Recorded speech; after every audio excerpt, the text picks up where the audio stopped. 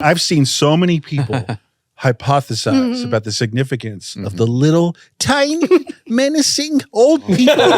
Motherfucking goddamn orange peel beef.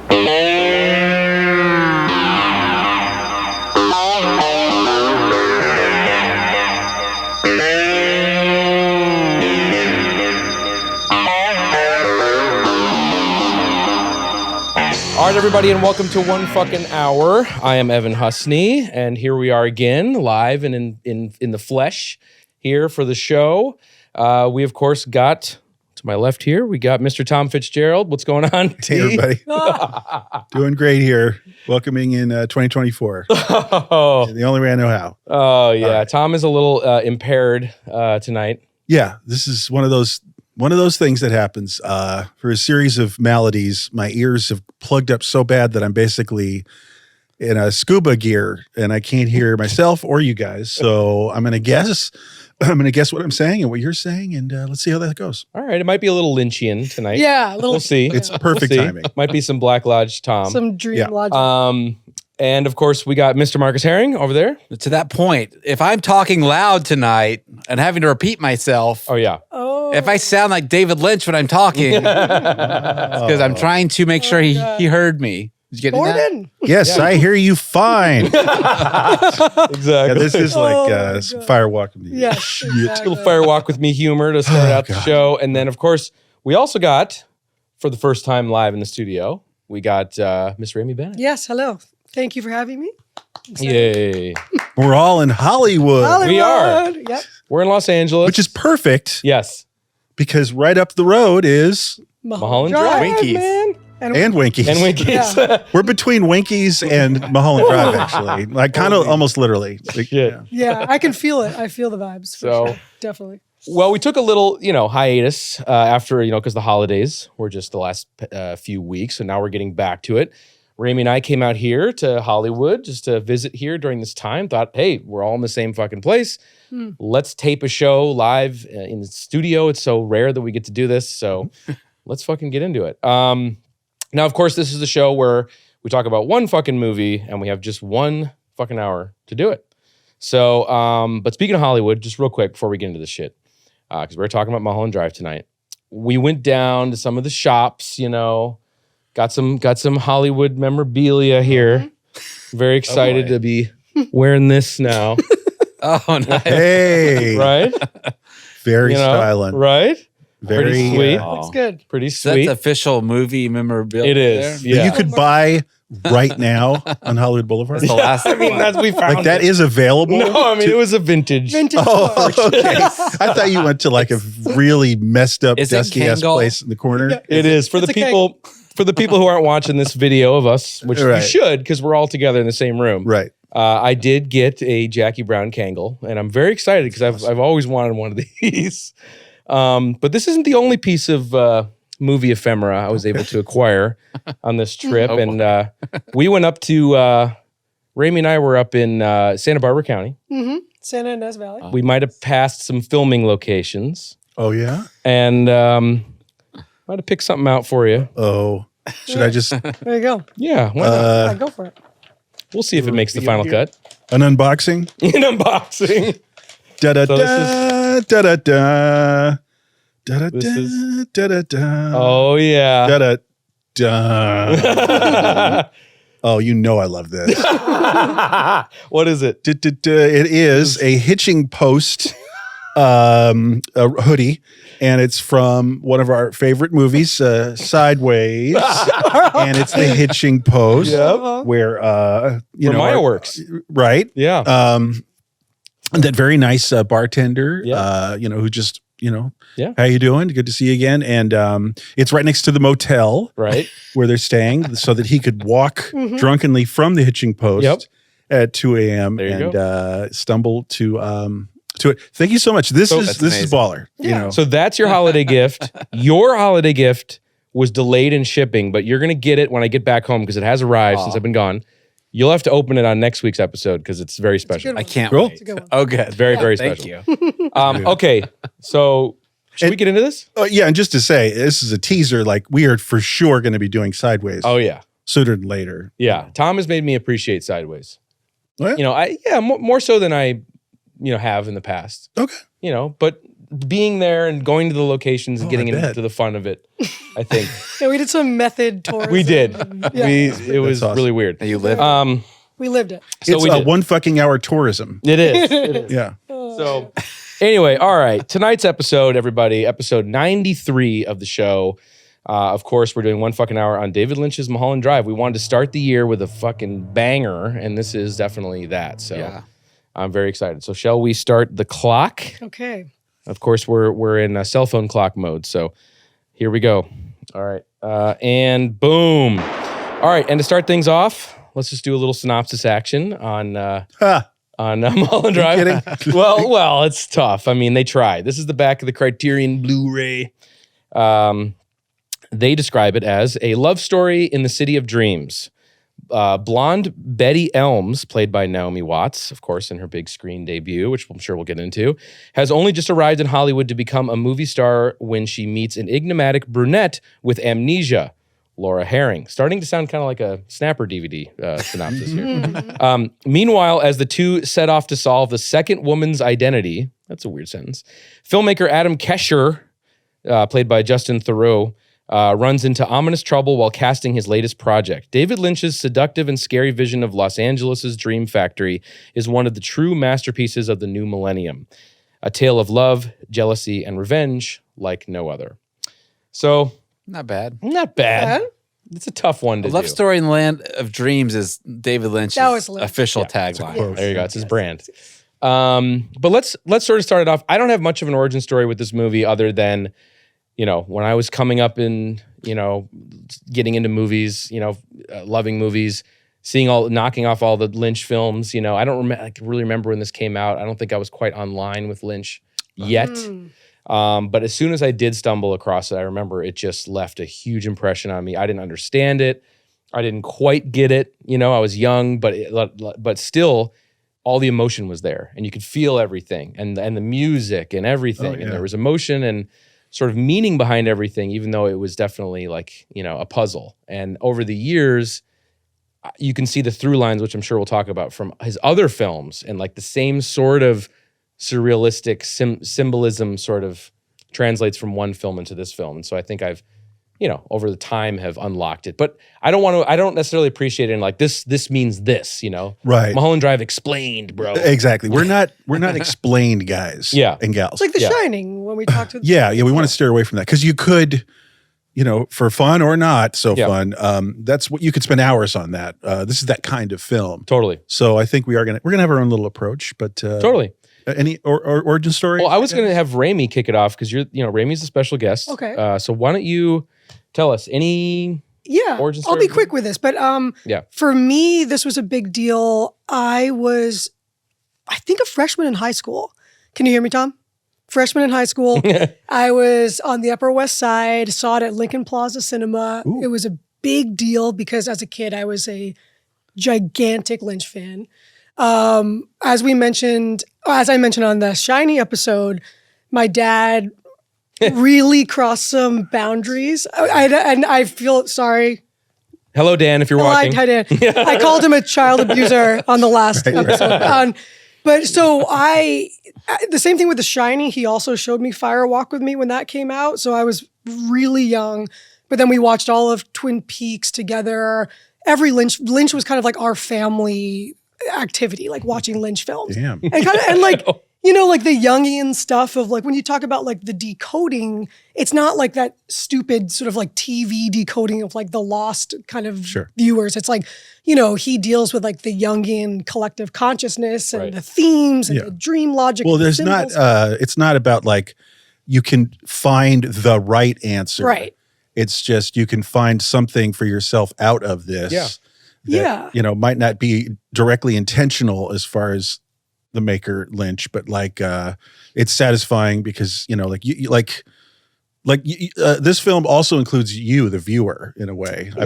Which Lynch also I feel plays with a lot, how we view cinema and our relationship towards these sort of iconic film characters and tropes, and so he plays with that. But I think for me, it's sort of once you're in the mode of his language and his sort of like that dream mythology. It's sort of like you kind of just surrender to that. Yeah.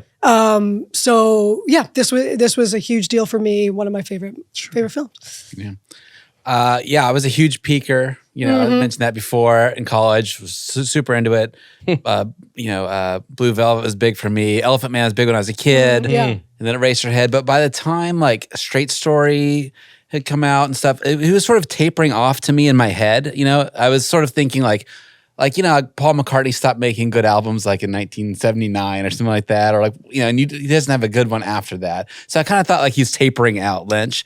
And so when this movie came out, I totally skipped it, and I didn't see it till like 2005, I think. Oh, wow. Okay. And I was in Brussels and I was sleeping on someone's floor and they had that DVD and I watched it. It was late at night. It was like 10 o'clock at night or something.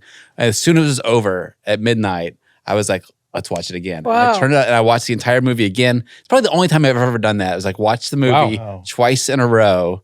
And I was just obsessed, and it totally just all my Lynch, it spiked up my Lynch addiction again. He's back, baby. Yeah. Right. Well, real quick for me, it's not dissimilar to what you're saying, Marcus. It's I think maybe all of us collectively around the time of his Straight Time film, because he had done Lost Highway. And that wasn't received that well. A little It's bumpy. rewarding. It's great. We liked it. We covered it. We love it. But that didn't make much of an impact. And then Straight Story was just confusing because it was a heartwarming story. And I really liked G-rated it. film, right? Say again? It's a G-rated film. Right. Yeah. So I think myself, and maybe what Mark is saying too, is like, what's going on? Like, are we almost wrapping it up here? Like, is this Godard in the 80s? Because season 2 of Twin Peaks Right. tapers off too. I see. What? It's season 2 of Twin Peaks tapers off too, Right. Yeah. So, but this is what happened with me is Mulholland Drive was being discussed. It was a failed pilot. Yeah. And people were somewhat curious, like myself, like, all right, what was he up to? Like, I wouldn't mind taking a look. And I wound up in a tape trading situation, get a very fucked up bootleg of the Mulholland Drive pilot. Amazing. This would have played like, for an hour on ABC in 1998 or something. And I got it. And so I got to know that. First. And then months later, the film came out. Wow. And it's sort of confusing. And of course, a very David Lynch way. Like I saw a fuzzy old tape of this major motion picture that later is coming out. And it's like the same, but different. This scene's gone and that's different. And that got transposed. But all I'll say is I knew that there was something special going on. And he was still like almost more uncommercial than ever.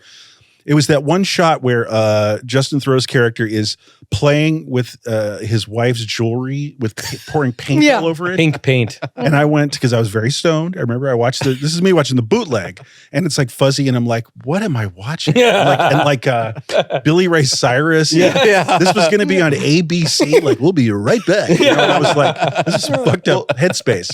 Can we explain that just for the people who might not know? Is and Rémy, feel free to back up into this info, is just that, Mulholland Drive, before it was a movie and, this 2.5 hour, Lynch epic, it started out as a pilot for a new TV series that he was going to do. And I think originally it was supposed to be a spinoff of Twin Peaks. Yeah. Oh. It was supposed to be Audrey's story. Audrey goes to Hollywood. Audrey goes to Hollywood. Yeah. Okay, Is I what did it not was know supposed to that. That was his initial idea. cool. Like Audrey Horne leaves Twin Peaks and goes out. So she would have been the Betty character? Yeah, like a sort of Betty character. Yeah, I guess so. And then it evolved into something. Yeah. Yeah. And then, of course, it evolved into something else, and he got money to do it. And he made the pilot, and as David Lynch describes it, like, he submitted it, he turned it in, and I guess the executive was half watching it at 6 a.m. while doing 75 other things, and nobody cared. And so it never went anywhere. And there was actually a full 1.5 years in between the pilot and the film. And what was crazy is that while they were just, pushing and pushing to get the financing to turn it into a feature film, all of the sets were destroyed from the pilot. All of the costumes recirculated back into, all the, rental houses, all the props did as well. So, and as he explains it, he says, when finally that green light, came on to do the film, he basically had no idea what the fuck he was going to do for the film. Right. And I guess he had one of his major Meditations. transcendental trips, and all of it came to him at once of what to do. And then, So wild. It's so weird that like one of the greatest movies of the, the Millennium. millennium or whatever. Yeah. started off as a TV show that sets up all these characters, right? Yeah. And then it gets canceled halfway through, and he's got 3/4 of it done, and he goes into meditation and basically writes his own fan fiction for how to for his own movie, how to turn a TV, even just the logistics of turning a TV show into a movie that you can sit and watch in theaters is weird. And the cinematography is great in this. I mean, they did, it was going to be a good looking TV show, but it's just so weird, that you could get something so magical out of an error, mistakes even, you know. Yeah. Well, Something it's that a you're perfect kind of problem for him, Right. Because, he's kind of boundless about reinterpreting and having new angles on things. So, And it's also interesting because it's part of the narrative is also a meta narrative about being that kind of director. Yes. Avant-garde director who happened to manage to work within a system while being completely far out, That but is then true. also fighting within that system. Well, compromise. Thoreau's character's having to compromise his film. Exactly. Well, things are not in his control. That girl is not in my film. It's no longer your film. Not things are of some higher, Yeah. power. Of course, the little person from Twin Peaks is in charge of everything. And the syndicates, it's The syndicates, which is just the scary money people. the scary yeah, money the shadows. people. Yeah. and that's kind of what's happening in real life with the movie. A small-brained suit, basically. Yes. Yeah. Yeah, right. Pulling string. Yeah. Right. And then so it's funny, it's cool because the movie is this completely horrifying look at the dark side, Yes. evil crushed dreams of Hollywood Yes. in a visceral, terrifying way. And then the other half of the movie is kind of a parody of the Hollywood system seen through the eyes of David Lynch. And Right. yeah, and What's kind of interesting is when I was watching, did anyone else watch any of the behind the scenes on it? A little Some of bit. it, yeah. a little Someone bit. was pointing out in one of those that David Lynch has this really optimistic view of Hollywood, because he made it, and he ate at Bob's Big Burgers every day, Yeah. and he loves the creativity and And the light, and the just bright the light, right? of So Los Angeles. he's actually really optimistic about it. So the film's not his indictment. I don't think the film's his indictment of Hollywood. It's a failed person's indictment of Hollywood. It's Diane's, who's a total failure and has this sort of she's also got questionable morality anyway. It's her idea of how Hollywood is controlled by all these unfair things happening and True. And they're all conspiring against me. right. But I would say that Yeah. Lynch, as much as he is optimistic and that's part of the dream and the glamour of that almost nostalgia, he's also obsessed with the darkness, Yeah, right. completely obsessed shadows. with the darkness. That's what his Well, films it's are about. it's a different side of the coin. Yeah. They Right. complement. But on Sunset Boulevard, Right. all Right. Day of the Locust, those were Yes. huge inspirations for him. The book Day of the Locust, the film Sunset Boulevard. There's a lot of Day of the Definitely. Locust in this. Yeah. One thing too that as we're sort of talking about, Lynch not being in control of the sort of the destiny of the film ultimately because of the pilot, but also there's another kind of aspect of this production that is true to its material, which is the experience of Naomi Watts. This is her breakout, right? Film. And what's interesting about her is, and she's incredible in this movie, is that she had been auditioning for 10 years, Wow. not getting any, 10 plus. 10 plus years, not getting any parts, experiencing Children of the Corn. but- yeah, well, okay.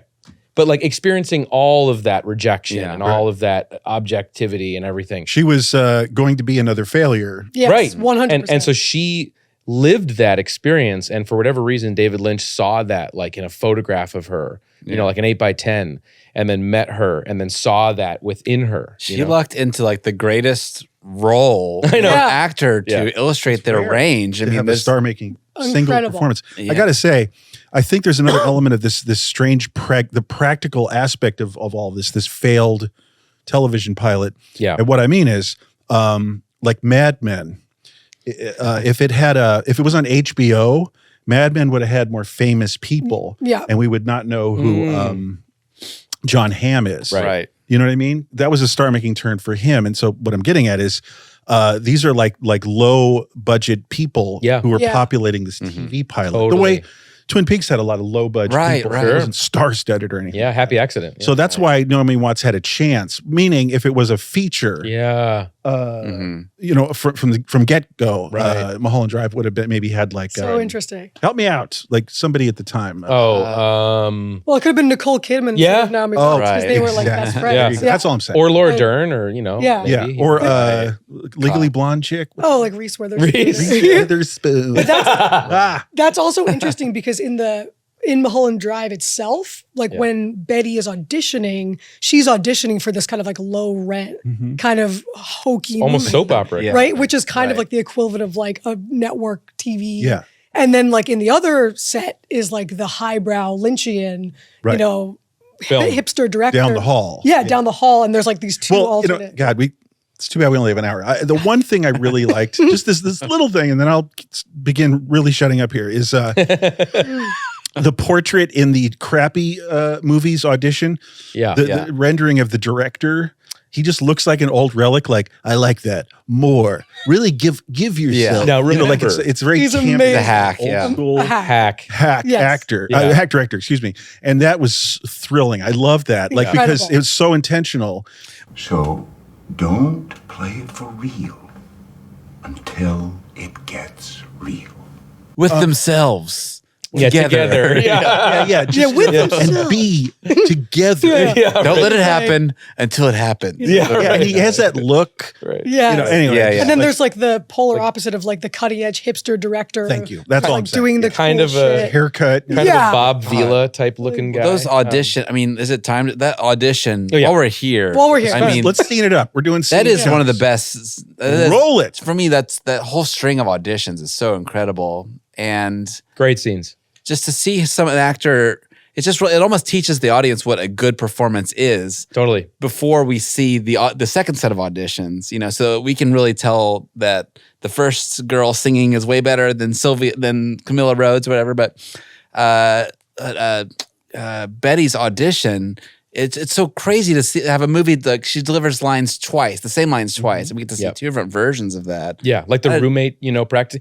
What was that one fucking hour we had recently? We were talking about like the I dialogue. was Yeah. God, oh man. Oh God, oh I was man. thinking was that like too. you're doing an audition and your roommate's doing the sides. sides. Sides. Yeah. And Yeah, there's and it's like, oh God, Yeah. oh man, oh God. Like, Yeah. you know, like you're yeah. That's And subconsciously- that's literally in this Yeah, movie. that's That in the might movie. subconsciously why we're doing Mulholland Drive now. Is Yes. because it's all on The our connection. That. yeah. Yeah, of course. But in that moment, you, as an audience, all of a sudden you're like, holy shit, what's happening? Like Right. you're watching Naomi Watts and the character totally almost like break the fourth wall in a way in terms of your expectations, what performance can be Yeah. and the limitations or like exceeding those limitations. Yeah. And you're like, damn.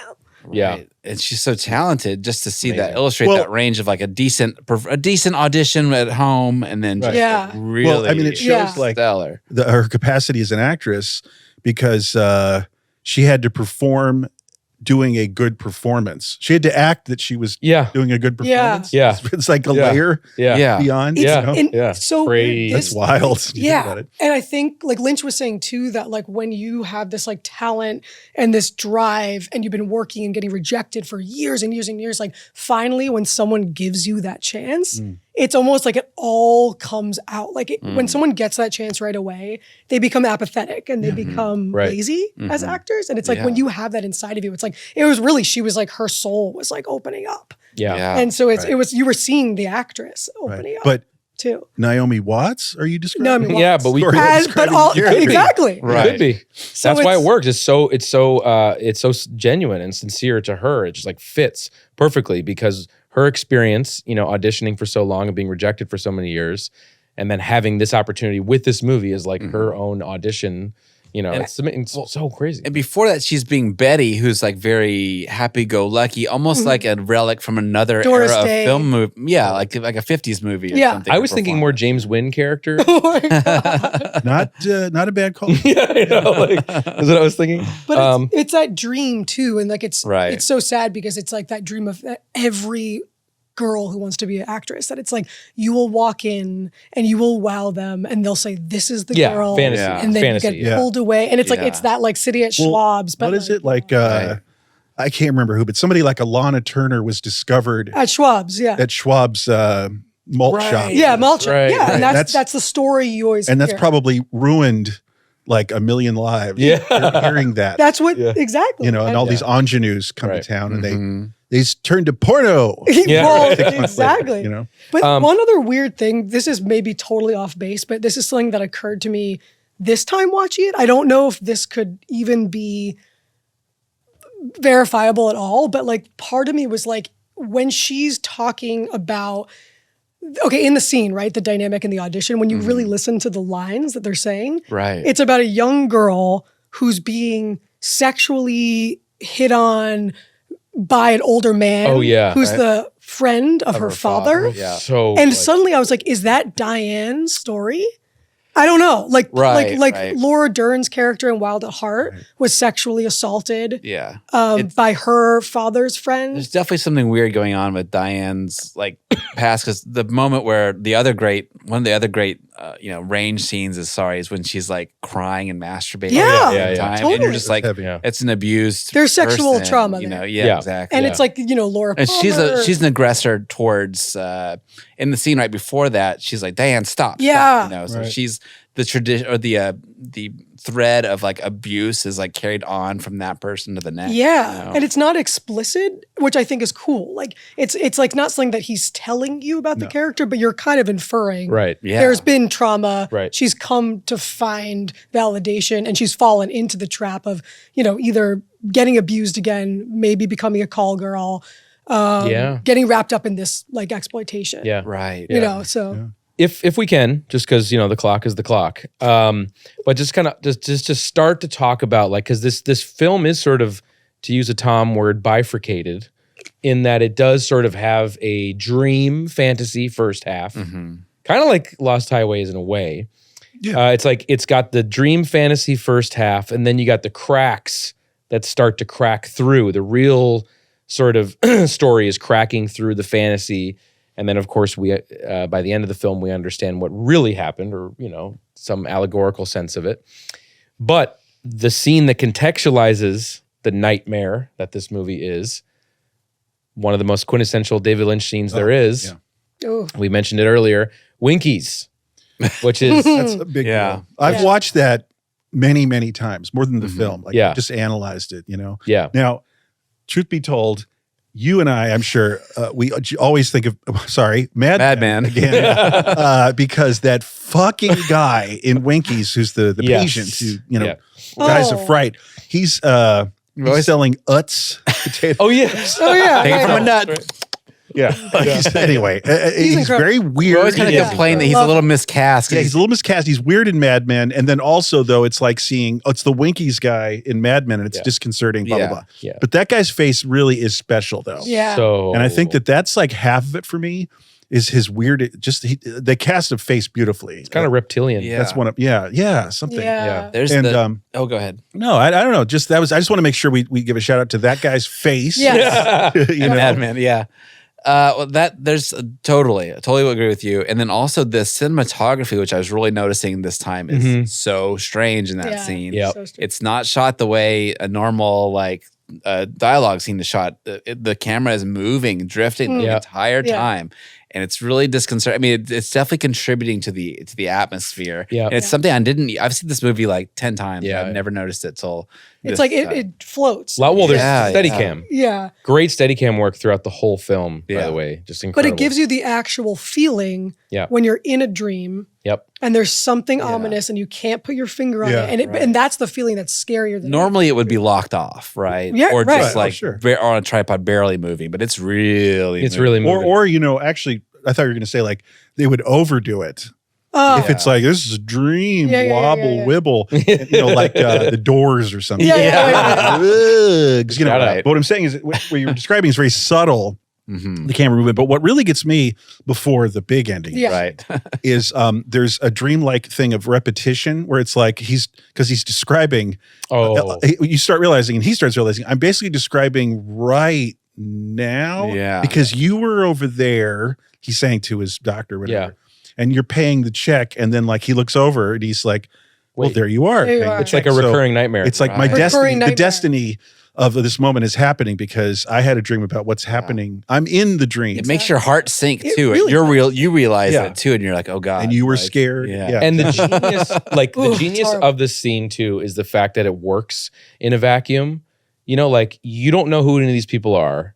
You know, like this is the entry point of whoever these characters are, who really don't have much to do with the story later on. Mhm. Of course, it's emblematic of just a feeling of dread. Winkies And has some significance. Winkies does, but just the idea of this No, but who's the guy who underbelly. dies? Yeah. Yeah, well, this is kind of the opening of Blue Velvet, right? Where it's showing you the underbelly of the suburban life. This is kind of that same trick with this is the gross underbelly of Los No, I gotcha. Angeles. I did notice that it's bookended by Rita falling asleep and waking up. Yes, right. So, I mean, you Yeah. could reduce it to like Sure. somehow in this dream reality, she's Yeah. having a dream. But maybe let's talk about the encounter in the back, though. Real quick before we do, Oh, yeah. first time I ever noticed this was, you know what I'm about to say? Go ahead. You had that look.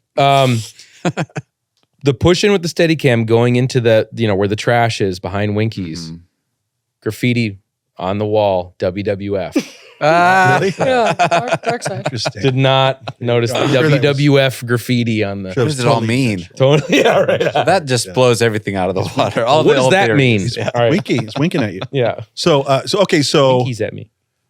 the way this plays out, here's one of my favorite things of this scene, and it's like a very Lynch thing. Like this is why I love him. Mhm. Is that the incident happens? The hobo person reveals itself. It's played by a woman, by the way. Yes. Yeah. Yeah. The actress or Yeah. whoever that is. Yeah. So like there's a shot of the wall and then the person pops in from the side of like the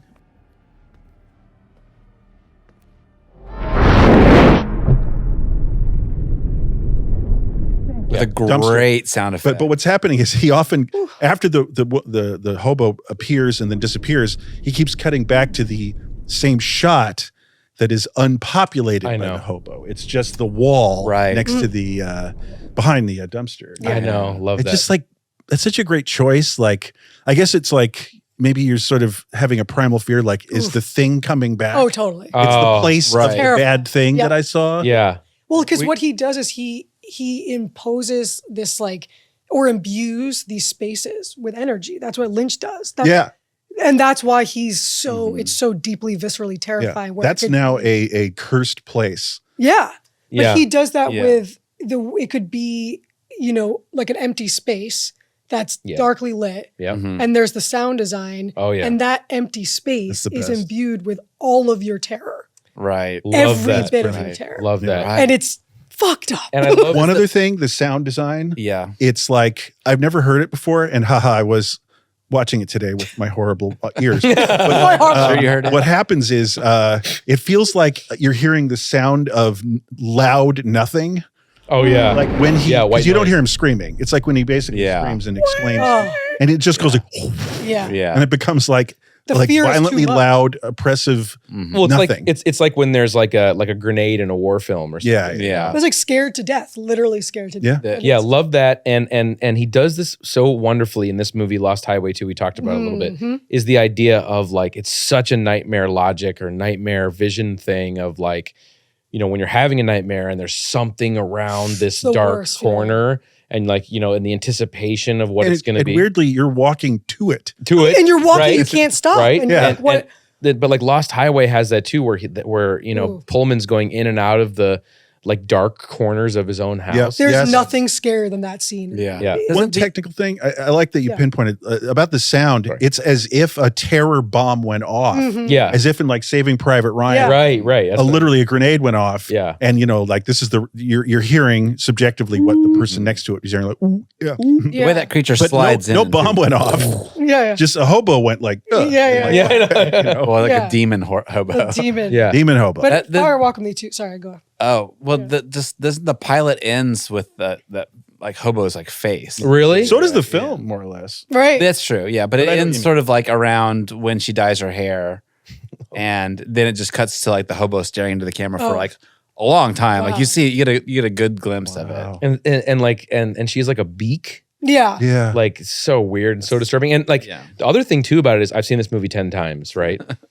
Every time that scene happens, my brain, like it was a nightmare, can't quite remember I know. what that person is going to look like around the Yeah, corner. yeah. I'm so Oh, yeah? scared. Do you know what I mean? So Oh, like then yeah. when I see it again, it's like, oh yeah, it's that. Well, it's Like- it's just like it's not very defined. Right. It's just like different shades of really dark, like hair. Yeah. And like, Grease. it's like not very definable. It's not. You know. It's like your brain can't even process. what Process you're it. But looking it's Yeah. weird how, like, for whatever reason with his magic, that like it evokes that level of fear. No, even though we can see it a million times, Yeah. but it's still It's evokes crazy fear. makeup design, like how they even came up with that. I know. Yeah. idea, And there's, the face of the dead Diane is very gruesome too. Yeah. I wonder if it is like, I was reading something today, I was talking about David Lynch. I forget the word now. It's like about rotting, the stage of rotting human. Oh, Like after rigor mortis, Oh. there's a stage of Putrefaction? that. Yeah. Yeah. Putrefaction, Yeah. putrefaction, yeah. And that this was about David Lynch kept mentioning that word in like the Cannes screenings. putrefaction. Wow. Yeah, so maybe that has something to do with like where the design for the hobo. Amazing. And also because part of the you could look at it like this is part of Diane. Mm-hmm. The hobo is the evil, not the evil, but the desperation and the guilt and the fear. The same way like Killer Bob is the demon in Fire Walk Yeah. with Me. And then Don't Look Now Right. with the, Or like- with the dwarf. it's a manifestation. It's a Or manifestation. sort of negative attitude because like the Negative. cowboy says, Man's attitude goes some ways, the way his life will be. Is that something you might agree with?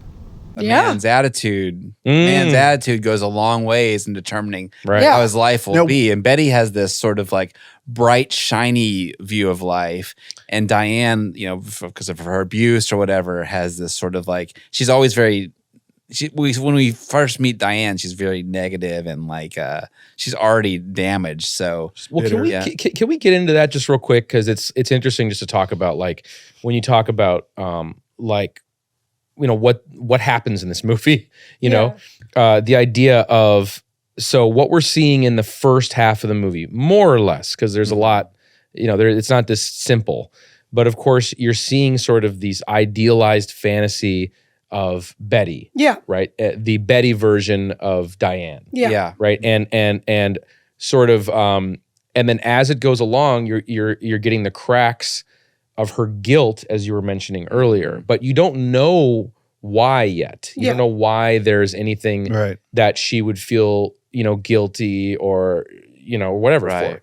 And then as it goes along, you understand that, okay, they were in love, Camila and Diane, who is Betty in the fantasy. Right. And you have to watch it a few times to understand. You do. I mean- And then so they're in love, and simply she can't handle Camila being in love with Adam, the director, and all of her hopes and dreams for Hollywood was more of like, as we were saying, rejection and darkness and things like that. And so she decides to take a hit out on her to Yeah. kill her. Yeah. Right. And the thing that you pointed out to me on this last watch, which made me understand all of this, was actually the blue fucking key. Yeah. Mm-hmm. And the blue key, because the dude, and this ties it back to Winkies, Of course. says if, when the job's done, you're going to find this key.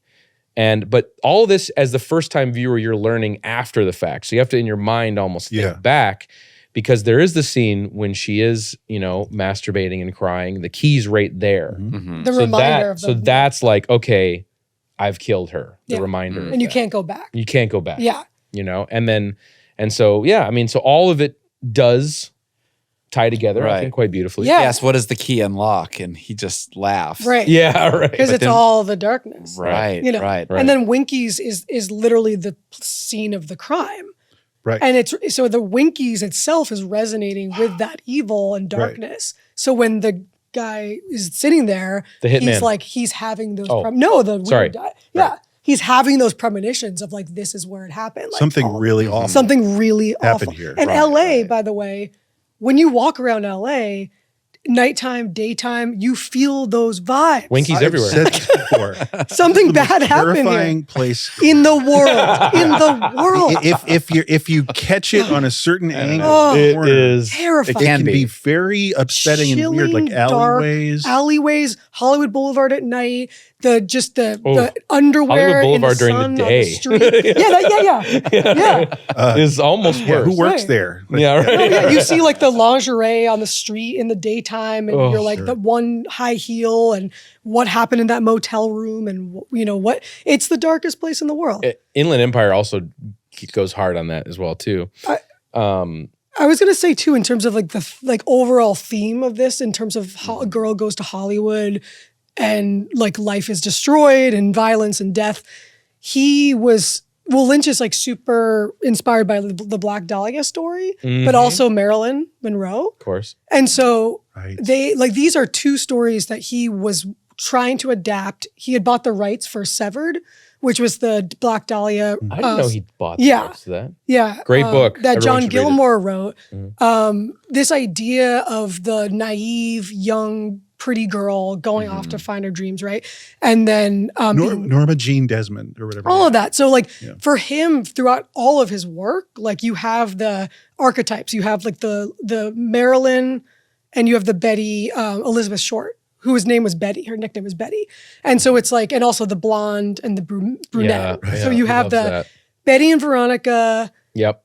duality, which is very 1950s fetishism of like the archetypes of the females, Yep. which then you see in the film noirs. You have the Doris Day blonde, who's the sweet girl next door. Yeah. Where like a woman's personality would change if she were to suddenly be a brunette. 100%. The archetypal Yeah. signifiers of what Yeah. what that means is all in the hair. And then the Jean Tierney is and the dark. they changed and her the hair. What is it again? Well, the hair there's a- changes in this film. Yeah, there's the wigs, and then The there's blonde wig Yeah. for blonde the wig for- brunette. for- Yeah. yeah, She for basically Rita. turns her into her Yeah. self. herself. Yeah. But there is also like Lynch, like on face value is, and you've brought this up too before, Rémy, is like it is kind of Betty and Veronica, like the Geo Golly Whiz Nancy 50s. Drew. Nancy Drew Yeah.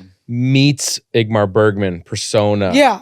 Darkness, Mhm. you know. But like with the, with Marilyn, Yeah. like he always said that Laura Palmer was Marilyn Monroe. Like Whoa. when he wrote her, while he was writing, before he started writing Laura's character, he was adapting also a book called Goddess, which was a biography of Marilyn, I and did he not was know writing that with Mark Frost. And they wrote the whole script. It was like this very dark tale of Marilyn Daddy. and her last days, basically. Well, yeah, he fucking Yeah, ripped that blonde. shit off. Shout out to Yeah, blonde. completely. Remember that Well, one that's from what last he's year? trying to do. Yeah, I know. Yeah. So then, but they basically then pitched it to a studio who was interested. Of course, the studios read it and were like, "What the fuck is this? This is insane. Right. Way too dark and weird. We wanted like a Marilyn biopic." Right. So they made them scrap it. But Oh. because of all that research of like the young, damaged woman, the sexuality, the vulnerability, the corruption, the glamour, like all that stuff is like an obsession of his. But also That just the became dead in the bed thing. Well, yes. You know, with Marilyn, and in like a bungalow or something. Yeah. you know, 100%. It's so Marilyn. I mean, she didn't end her life violently, Marilyn. She killed did. herself. But it was a death in a bed. She Yeah. killed herself like Diane killed herself. Yeah. in the Yeah, bed, right. It's a in suicide in like a Hollywood bungalow bed. Hollywood. Yeah. And that's another thing too, like that moment in the film, like obviously when finding your own dead body is an amazing idea, right? That works in a Lynch movie super well. Yeah. But when she finds her own dead body, you don't know who it is quite yet. Obviously, then it pays off at the end when you see Diane, shooting herself in the mouth, insane. But then, of course, it's that merging of like something so dark and traumatic and like that is. But then with that sad Angelo music and then the smoke that comes out of the floor. It's brilliant. I know. It's transcendent. Oh my God. It actually reminded me of Kenneth Anger. Mm. Believe it or not, the way the smoke prop. Yeah. Something about it. It was very Where it hits. simple kind of magic.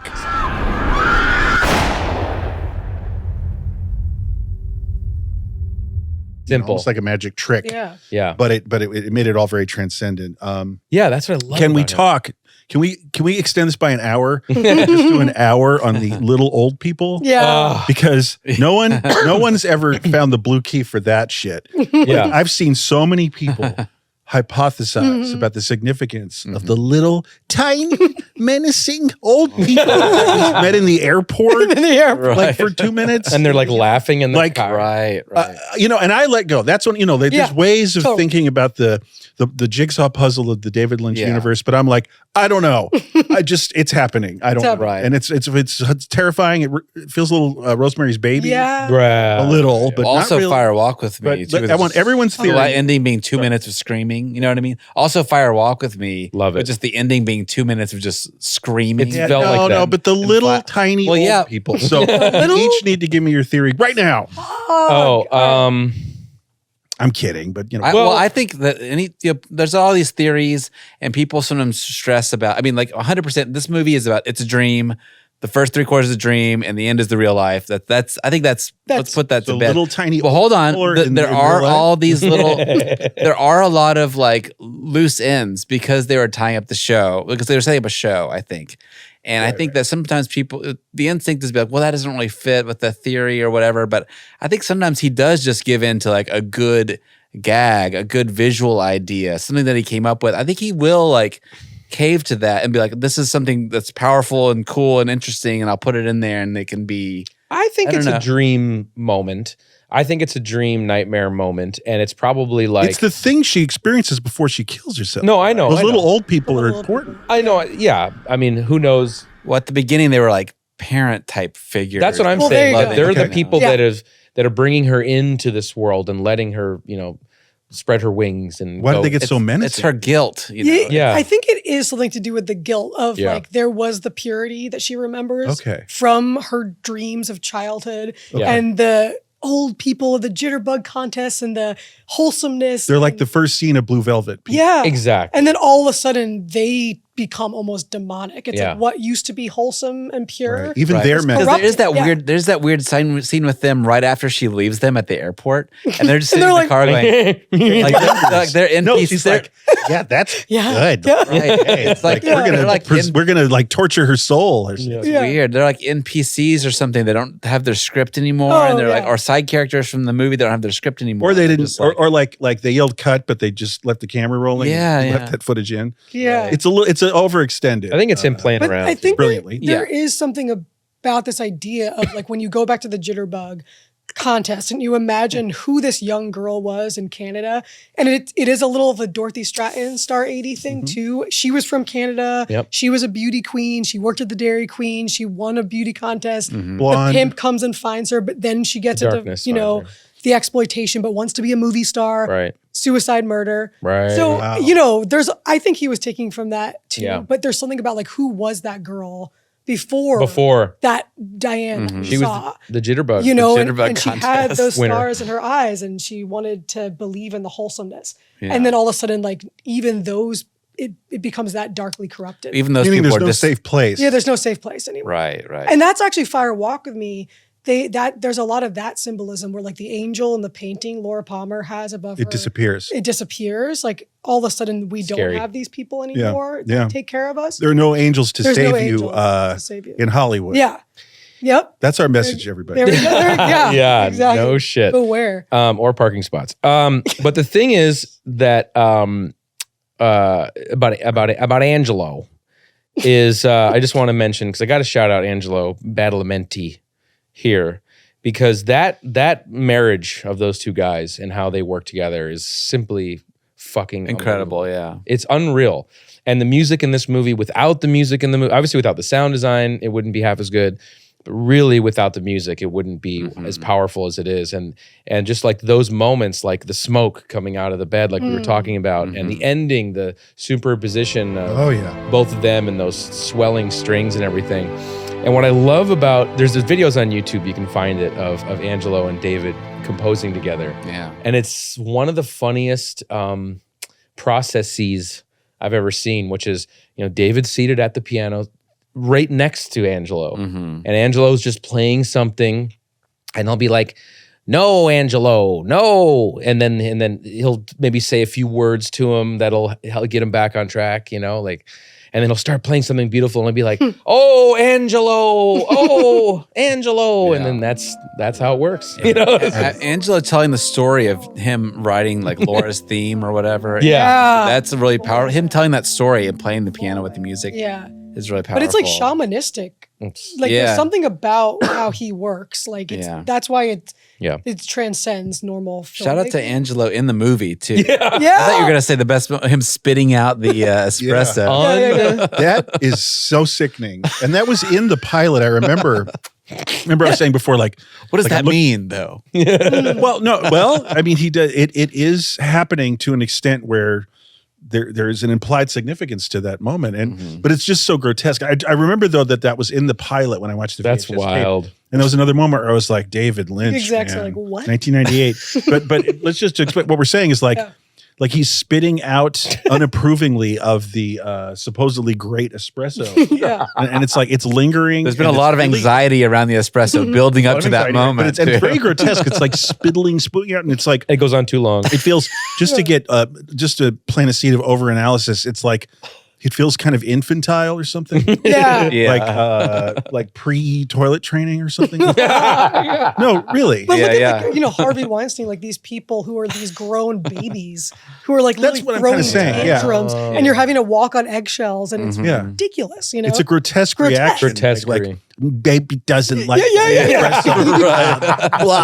It's like a baby behavior. Yeah. Exactly. Jesus. It's amazing. It's really The cowboy. Just the weirdness of too. Like that was said to be one of the best espressos in the world. Like you could whip that up in your office building. It is a great humor though. But the cowboy.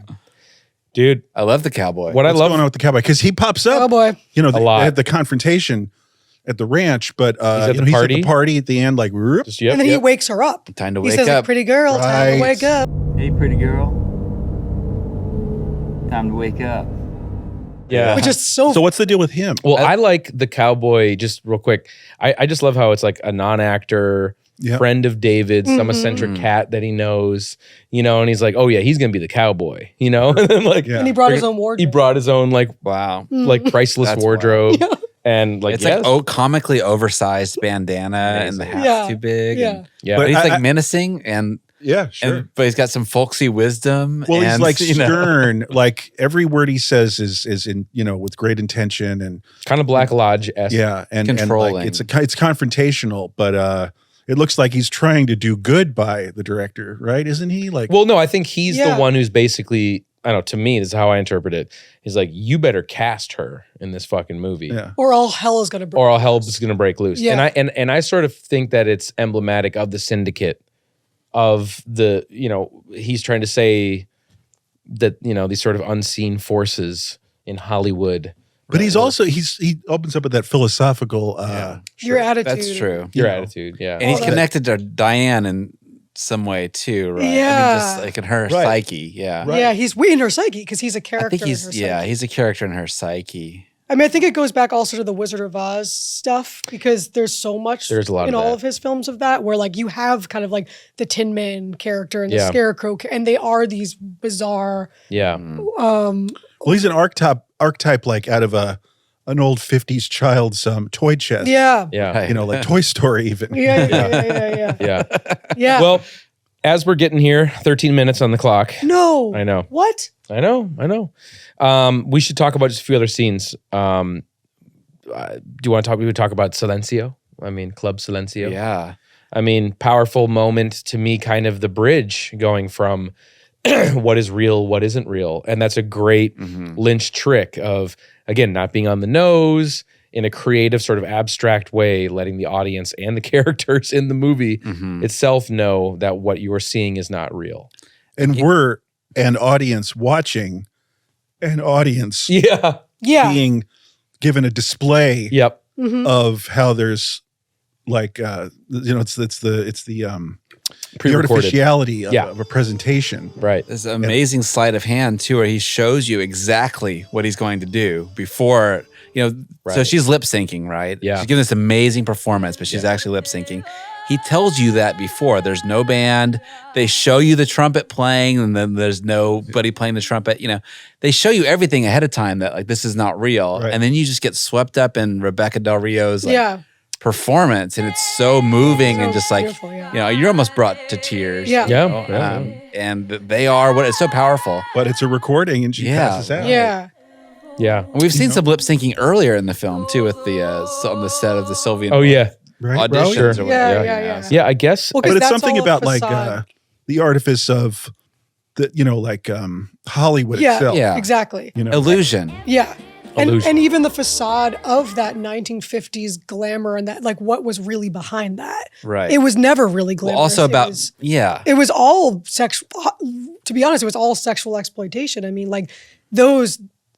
There was no difference between really like the porn industry and the movie star industry, except for the fact that they looked gorgeous and glamorous. But it was like at that point, it was like the casting couch. That's literally how these people got in these movies. Right. They became movie stars because they were fucking people and getting exploited. And right. there was right. suicides. There was Hollywood Babylon. Yeah. Like, all of it was darkness. There was no glamour Mm-hmm. except that in the makeup chair. So it's like he's kind of saying, like, look at this sheen. Right. But, But beneath also but all saying that like artifice can have a deep emotional impact, That as too. we It see does. in our two protagonists, like uncontrolled Crying. weeping yeah. Yeah. in the audience. Yeah. And Hollywood does that to us and Yeah. to Lynch. Right. Like we adore those movies. We're in that They're audience. Beautiful. Yeah. Yeah. They Also, keep us away. yeah. Also, a comment on the movie itself because it's saying like it's also been an illusion this entire This time, also, a dream, yeah. and those characters are about to go away. And So in a general way, it's Yeah. about not Hollywood, it's also about movies.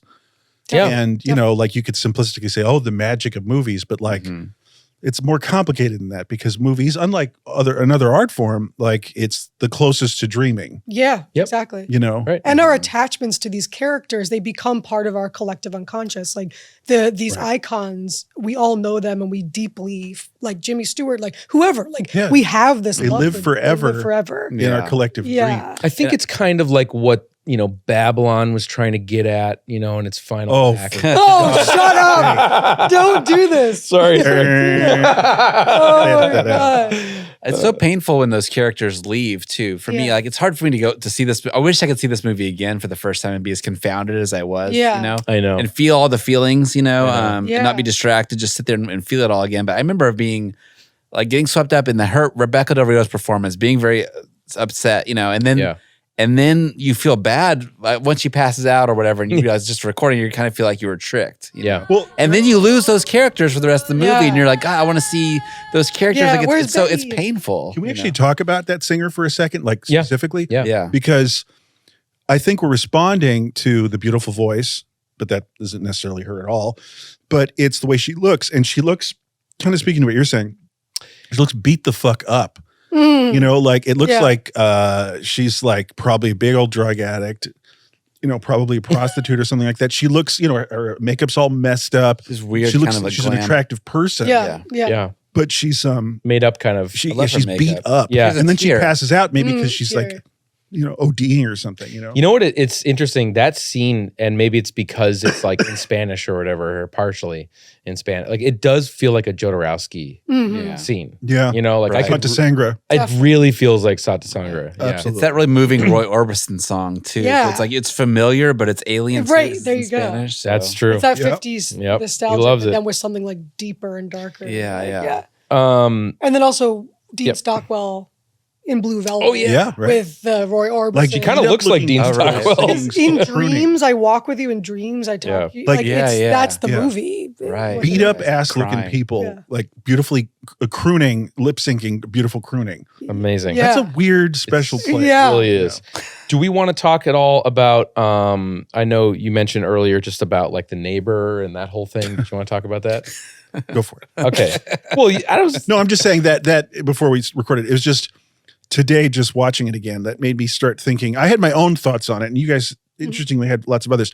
I just thought maybe there was, in the way dreams do interpret reality for you, Yes. I was just flashing on the concept of maybe going down the rabbit hole of that in the dream world, that neighbor became the beautiful brunette, and like what we're seeing in the beautiful brunette in the dream the one that gets in the car accident in the beginning, is actually just the neighbor, maybe, because she does have a bosom, the brunette neighbor, and I just thought maybe that like the way dreams can almost like affix a special thing to a mundane person in your life and change that person in your life. It's like amalgamation. Yeah, It is right. an It's kind of a amalgamation. fusion or something like that. So fusion, that was yeah. my thought. Right. Well, then and I was thinking where it's almost like these dreams are everyone in the dream has their own consciousness, which is strange. Like even like it's almost like each person's dream is almost engaging with the other. So like within Betty's fantasy, there's the neighbor, but the neighbor herself is having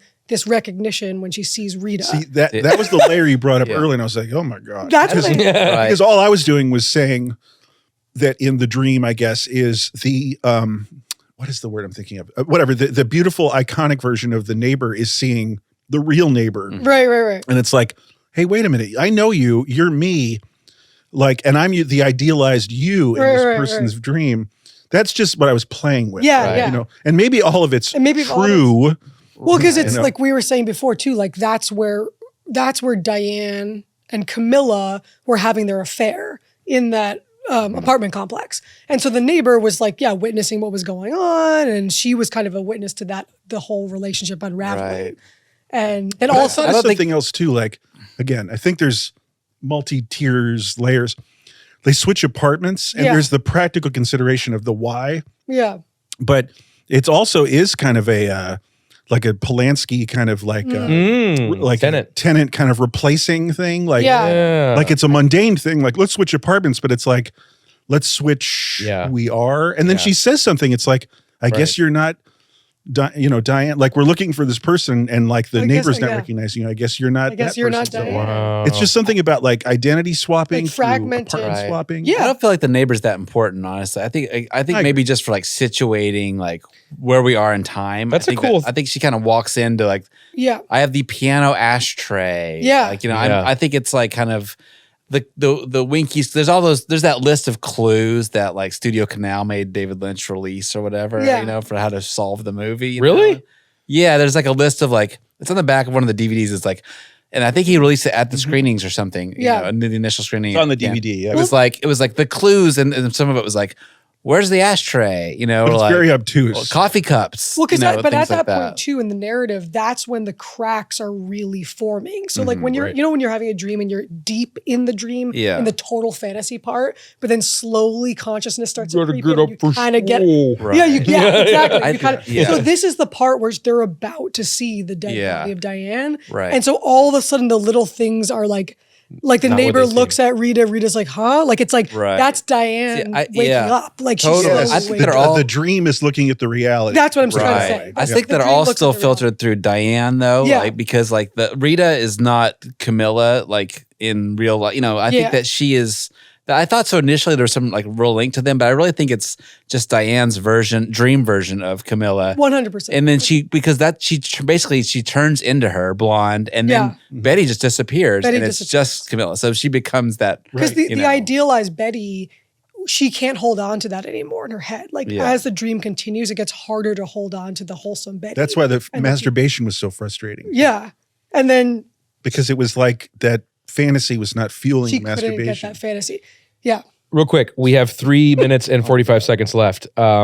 Rémy, is there anything, because you're the guest, is there anything you wanted to get in that we didn't talk about specifically, Oh or my God. I could bring up something? I mean, there's a few, there's a few other, even just like the Mulholland Drive as the road that he chose, you Right. know, like even the symbol of that was it's almost like the road to Olympus with the Greek gods. It's the road to the Hollywood And sign. the Yeah. Hollywood sign, and where it's like you have the down below the peons. It's and where the then you big go. heartbreaking party is. Yeah. So, but And going up the steps. We should talk about that. you ascend to that. Like in Right. Hollywood, you Right. have a hierarchy, a caste system, and all, the Jack Nicholsons and this person and the old Hollywood people lived It's Mount Olympus up Mount Olympus. in our Right. up the street from us. So the mythological gods are living up there, and down below is the motels and the Winkies and the call girls and the And now prostitutes. influencers are up there with sports drinks. Oh, And so Things then have she's changed like up there. climbing, that's where she's climbing towards, Yeah. and then the dream is smashed up there. 100%.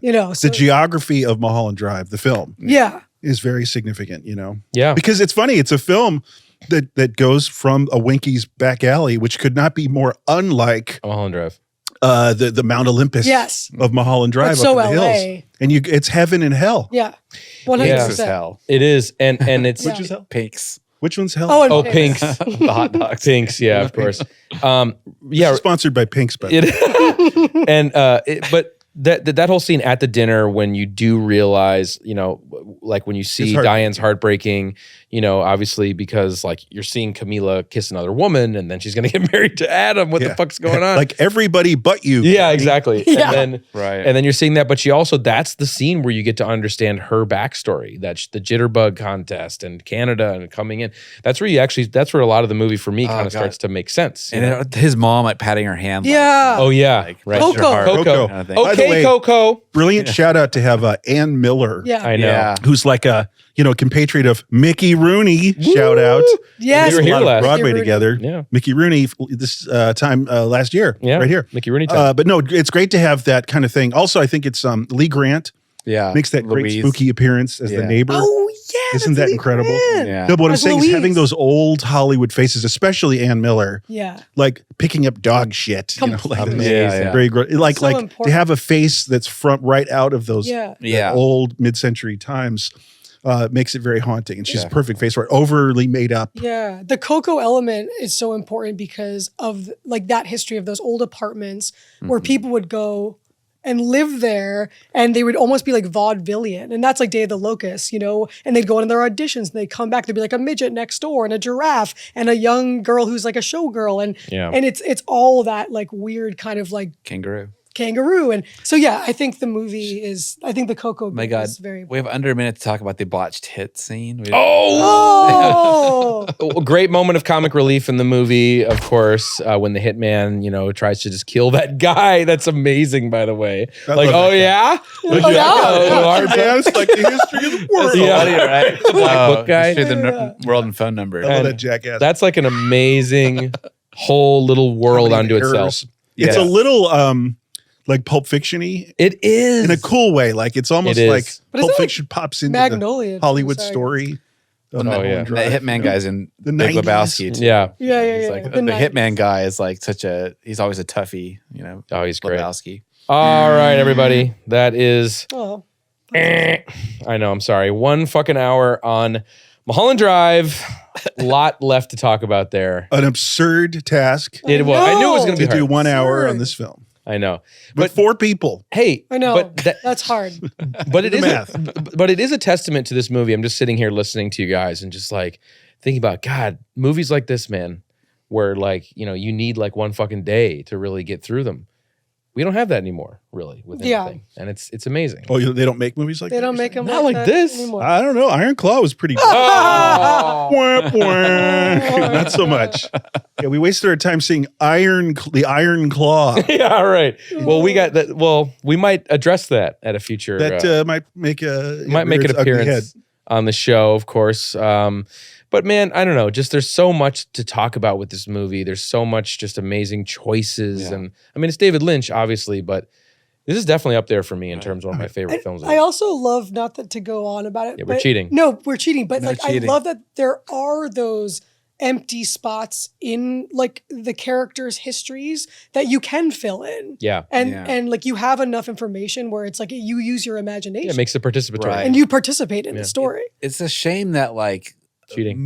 they've kind of given up on movies, just talking about filmmaking in Okay. general. They've given up on making like kind of a movie, like you said, you're lamenting you can't do this they don't do this in movies anymore. It's they hard do it with to. like maybe series now. That's like Maybe. The Curse or something. Mm. People are going to like let's That might be rearing its ugly Yeah, head. That might but, be coming but it's a soon, too. shame that you have to say like, okay, we're gonna do this artsy thing. It's gonna take like 12 hours to do it. Like, Yeah.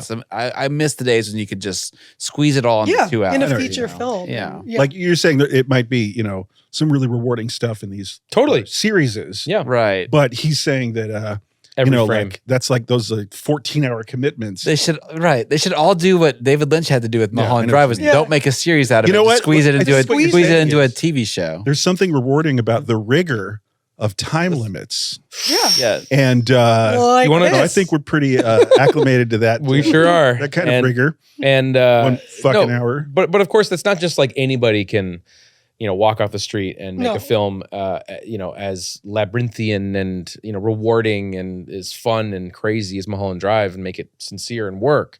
You have to be fucking David Lynch. In order You had to be David Lynch. Yeah, which You you, did. can't be. That's our Don't lesson. try. You have to be David Lynch. They only let there be one. Yeah. Right, exactly. So true. Um, You're really He cheating directs tonight. like a shaman, Yeah. and he casts like Agent Cooper. He looks at the headshot He's and then like gets a me. feeling, Yeah. and that's how he cast the fucking movie. Yeah, he's special. It's just like Jesus. He's amazing. Angelo.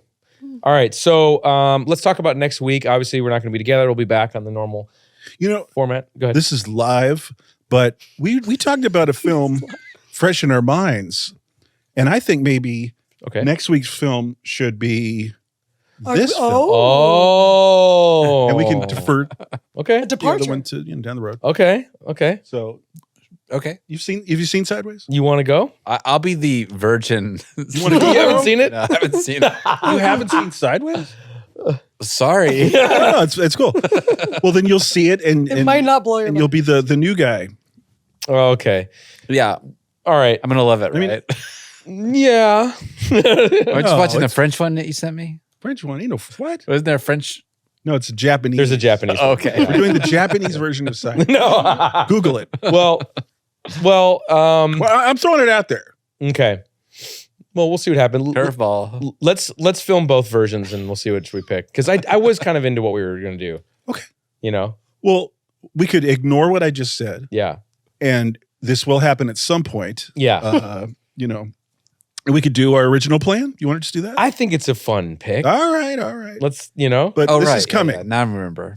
All right. Yeah. We're going to get there. We'll see if we do it next week or not.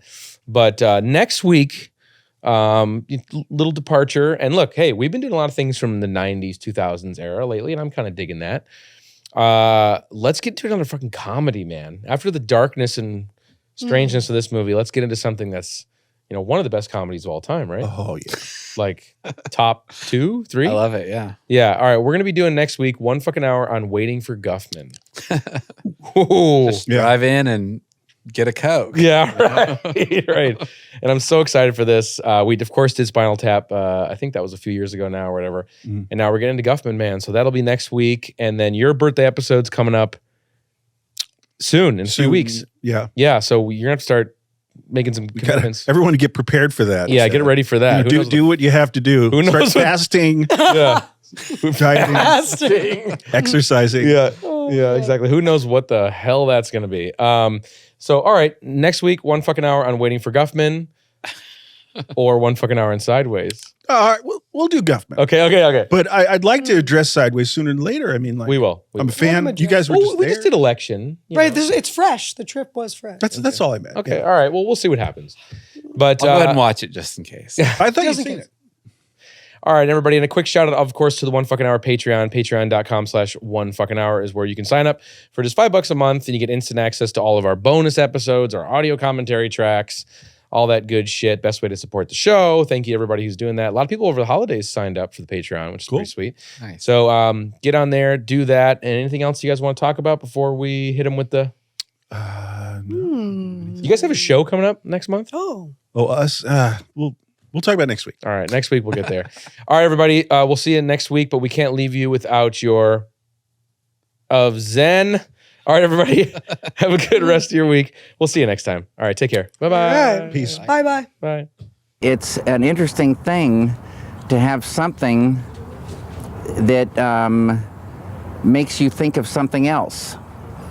And it's a kind of a trick that I would like to try to trick myself again, because it makes your mind work in a different way. Motherfucking goddamn orange peel beef.